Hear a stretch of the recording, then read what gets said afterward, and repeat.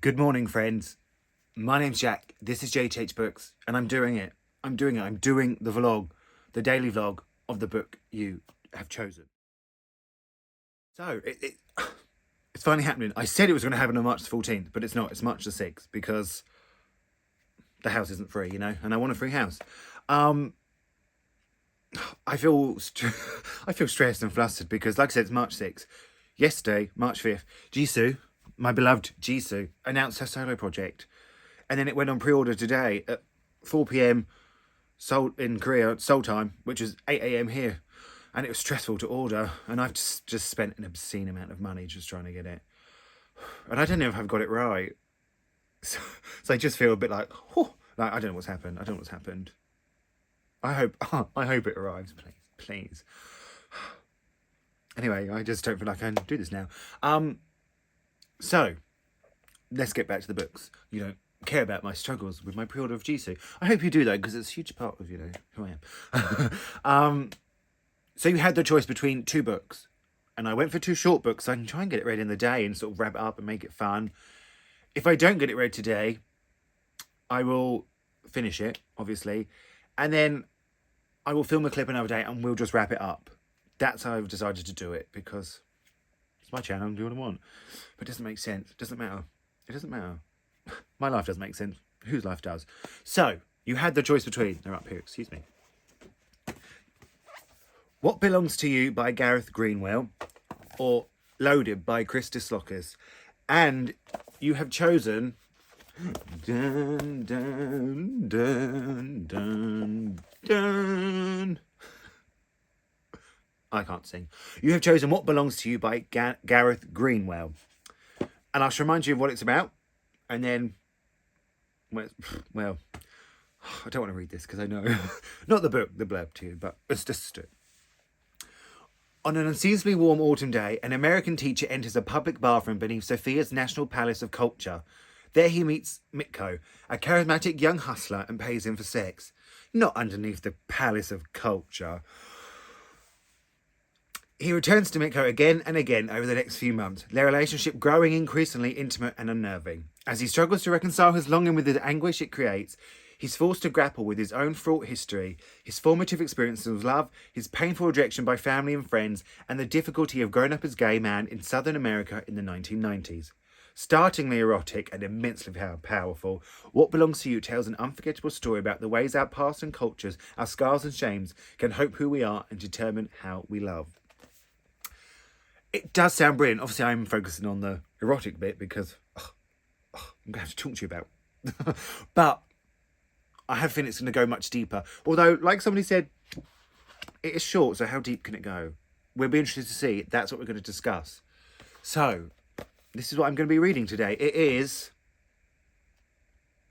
191 pages. I should be able to do it, but I read 5 pages last night of something different. And I fell asleep. So, and I woke up this morning. So, this is it. This is the book. But first, like I said, it's like 25 past 8. And friends, I'm going to the gym. Now, I've just joined your gym recently. And I've seen that video of Emma Thompson going around, the actress, saying, don't waste your time worrying about your body. And she's 100% right. I think, well done, Emma.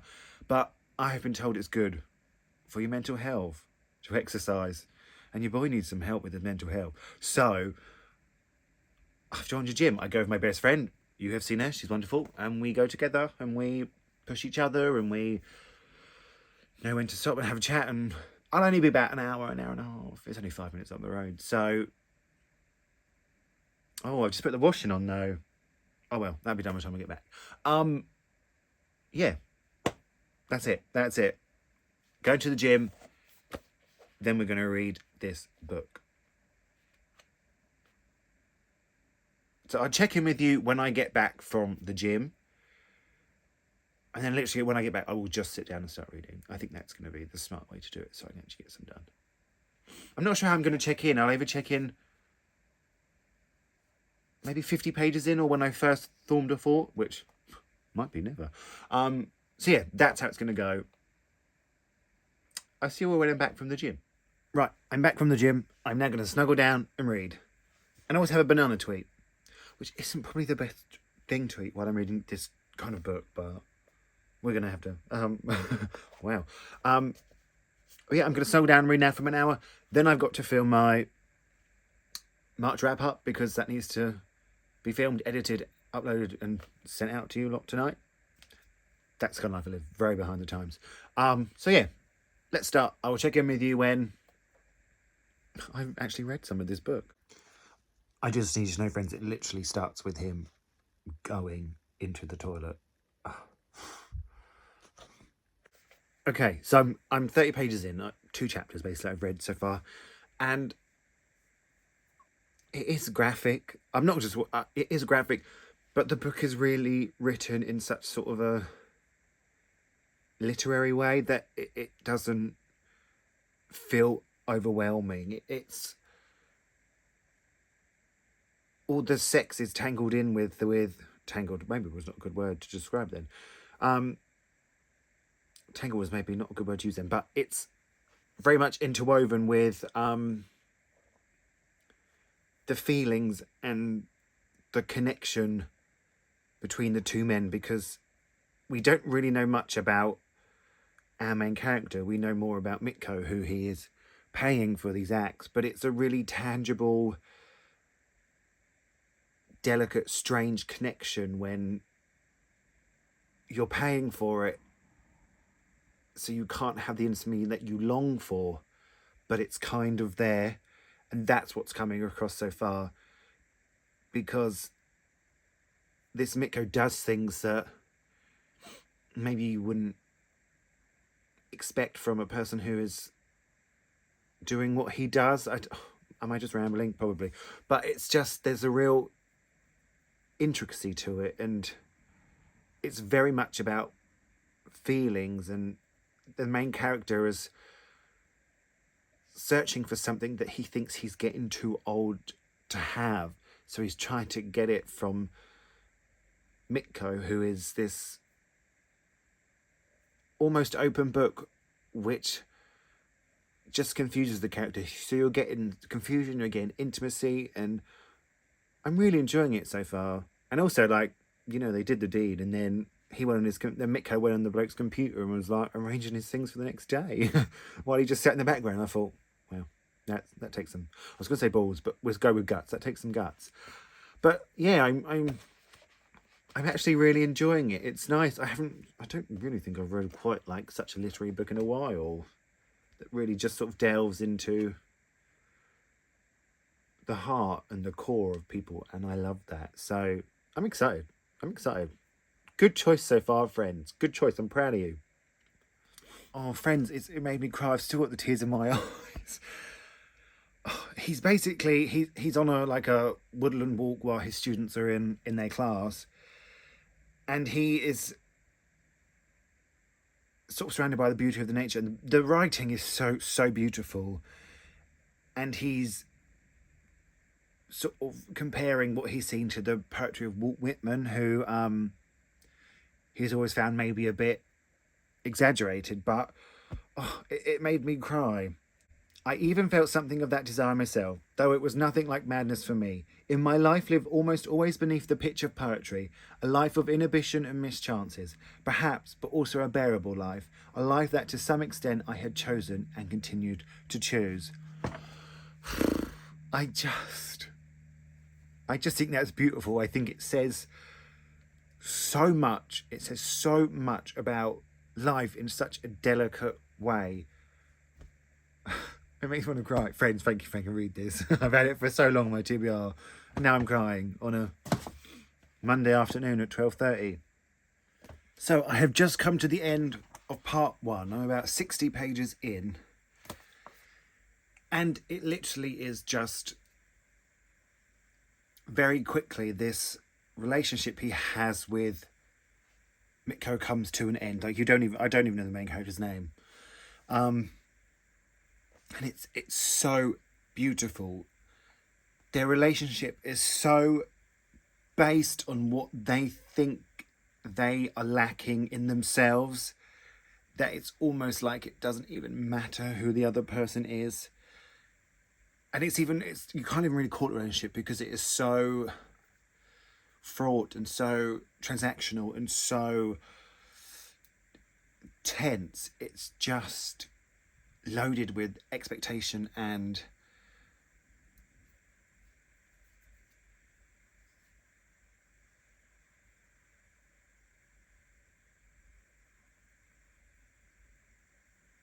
nervousness and I just think it's brilliant. It's so beautifully written. I've already told you, I already read it to you, and I'm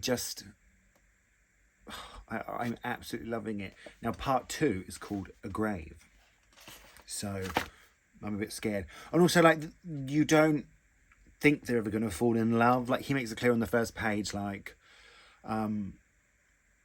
that they only actually spent 2 whole nights together, that it was really sort of over before it began.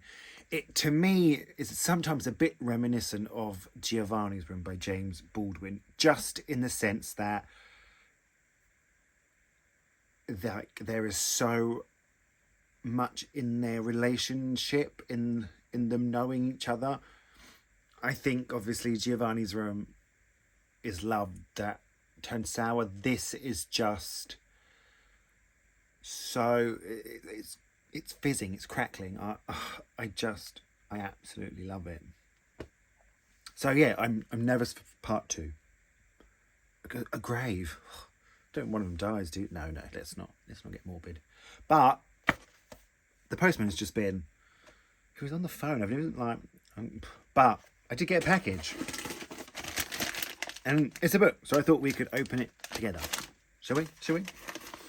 Imagine if it's not a book. No, it says Verb Books on it.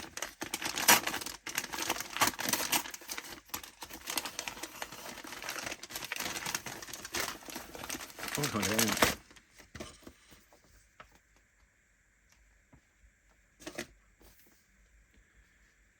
We have Sunburn by Chloe Michelle Horwath. Can you imagine if I said that wrong? Let's read what it's about, shall we? In the early 1990s, in the Irish village of Crossmore, 15-year-old Lucy feels out of place. Despite her fierce friendship, she's always felt this way, and the conventional path of marriage and motherhood doesn't appeal to her at all. Not even the handsome and doting Martin, her closest childhood friend. Lucy begins to make sense of herself during a long hot summer, when a spark with her school friend Susanna escalates to an all-consuming infatuation and very quickly to a desperate and devastating love. Fearful of rejection from her small conservative community, Lucy begins living a double life, hiding the most honest parts of herself in stolen moments with Susanna. But with the end of school and the opportunity to leave Crossmore looming, Lucy must choose between 2 places, 2 people and 2 futures. Each as terrifying as the other. Only one can offer her real happiness. Doesn't that sound brilliant? This is out on the 22nd of June. Thank you very much, Verb Books. I'm very excited to read that. I think that sounds absolutely brilliant. Thank you. Now I'm going back to reading.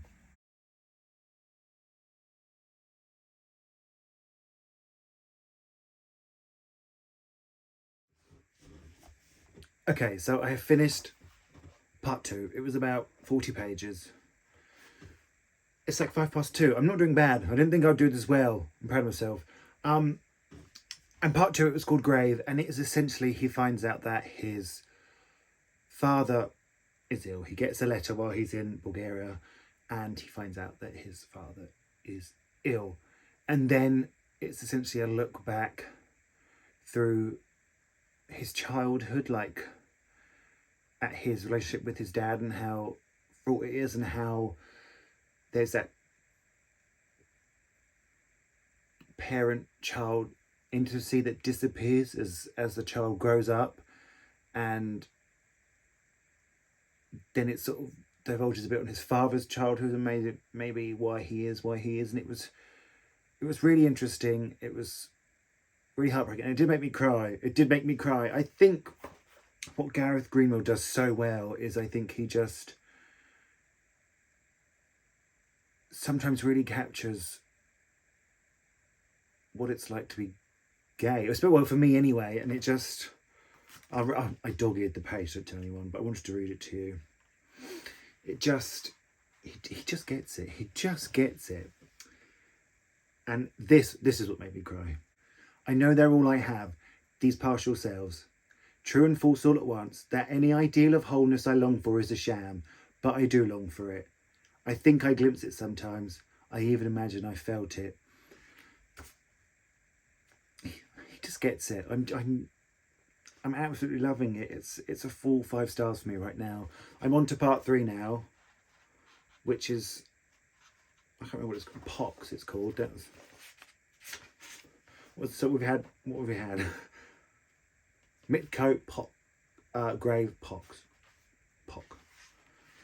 And I have no idea what this is about, but I think it's the last, yeah, it's in 3 parts. So this one's about 90 pages. I don't feel like I'm going to get it done though. I feel like it will be, I'll probably maybe finish it in bed tonight and I'll wrap it up for you tomorrow. Maybe that's the way it's going to go, but absolutely loving. Absolutely loving. So I'm on at page 145 now, and I just think it's glorious. I just think it's glorious. I will be so surprised if this doesn't make my top 10 books of the year. And I will have you to thank, my friends. I will have you to thank. Oh, I think it's just wonderful. I'm on part 3 now. It's been 2 years since, you don't know his name. The main character has seen Mitko, and he has come to tell him that he has syphilis. Now I know sort of the things I'm saying about this novel make it sort of sound a bit wild, but it is so delicate and intricate, and the way Gareth has written this book, like, it's just wonderful. I just absolutely love it. I love it. This will probably be the last update I give you today because everyone's going to be home soon, but I should imagine I will finish it in the bath tonight, and then maybe we'll wrap it up tomorrow. I think that's probably going to be the likely outcome, but yeah, so I'll let you know when I finish it. If I do finish it tonight before I get in the bath, I'll hop on and we'll have a chat. But thanks for picking it, friends, because I am loving it.